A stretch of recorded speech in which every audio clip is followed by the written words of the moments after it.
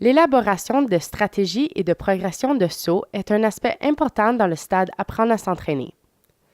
Les entraîneurs ont plusieurs options pour enseigner les sauts et augmenter le temps d'enseignement dirigé. Dans cet exemple de classe, les entraîneurs ont décidé d'utiliser des corridors continus pour pratiquer quelques éléments clés dans l'établissement d'un axe de rotation et la compréhension de certaines positions. On peut voir le patineur débuter dans le premier corridor en travaillant sa position de rotation et en maintenant un tronc solide. On peut apercevoir le patineur qui pratique quelques pirouettes arrière ou positions de rotation dans le deuxième corridor pour ensuite progresser à un exercice de saut et de réception.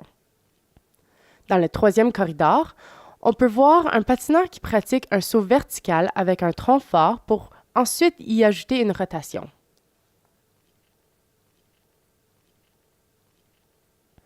L'exercice dans le quatrième corridor consiste de 2 réceptions, une à la suite de l'autre, un saut de valse ou axel, pour ensuite retourner au premier corridor et tout recommencer. L'utilisation de corridors continus permet au patineur de poursuivre sa progression et ses exercices pendant que les entraîneurs s'assurent de la qualité de la pratique et de la correction de la technique. La mise en place de stations est une autre option de l'enseignement dirigé par un entraîneur. À cette station, on peut observer que les patineurs utilisent toute la surface de la glace lorsqu'ils se concentrent sur leur pratique.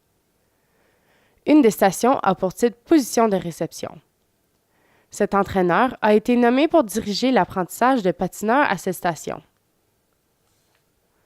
Dans cet exemple, les entraîneurs ont décidé d'utiliser des corridors continus pour pratiquer des éléments clés. On peut observer un patineur en enseignement individuel avec un entraîneur pour améliorer la qualité de sa position de réception.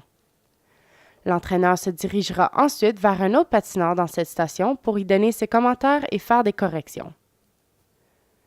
Des corridors en autoroute peuvent être utilisés pour le développement des sauts. Dans cet exemple d'une classe portant sur un saut puissant, le patineur exécutera une série de virages 3, allongés, croisés, pour augmenter sa vitesse lors de l'appel du saut à la fin du corridor. On peut augmenter la variété et le niveau d'énergie en faisant jouer une musique puissante et entraînante lors de cette classe. Pour plus d'exemples de prestations de classe, allez visionner les vidéos ressources et la trousse de ressources Star 1 à 5, stratégies sur glace et hors glace.